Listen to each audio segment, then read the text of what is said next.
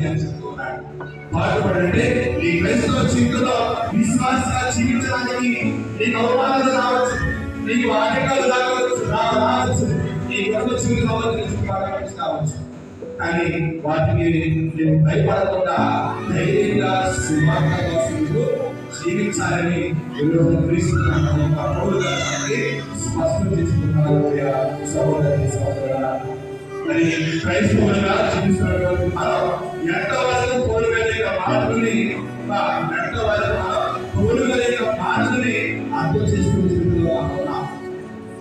అబ్రహాము లాంటి విశ్వాసాన్ని, పౌలు గురువుడి విశ్వాసాన్ని అందరినీ జీవించాలి.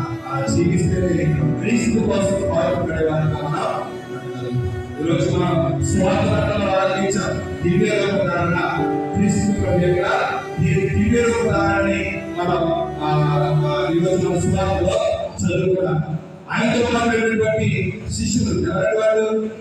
పేతురు, యాకోబు, యోహాను ముగ్గురు కదా. ఆ దివ్య ఉదాహరణ చూశారు కదా. పేతురు గారు ఏం చేసి ప్రభుతో ఇక్కడ చాలా బాగుందయా, మన దగ్గర కిందకి వెళ్ళొద్దు, ఇక్కడే ఉంటాం. నీకు ఒక ఇల్లు, ఏదో ఒక ఇల్లు, అలాగే మోసే ఇక్కడే ఉంటాం అన్నాడు.